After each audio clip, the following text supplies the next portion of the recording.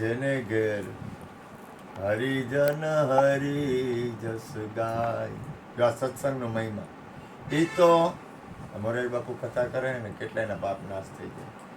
રમેશ ઓઝા કથા કરે ને કેટલાયના પાપ નાશ થઈ જાય. પણ એ માનવું અને એમાં જેમ જેમ પોતે એની અંદર નાવું. જેને ઘેર અહીંયા સત્સંગ આવે, જેને ઘેર હરિજન હરિ જસ ગાય.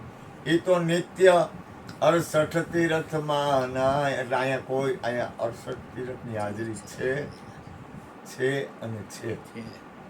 એટલે અહીંયા કોઈ પણ વ્યક્તિના કોઈ પણ પાપ હોય ને, એ હું કહેતો નથી, સંતો મહાપુરુષોના વચન પ્રમાણે કોઈના પાપ રહેતા નથી. બોલો સદગુરુ મહારાજ.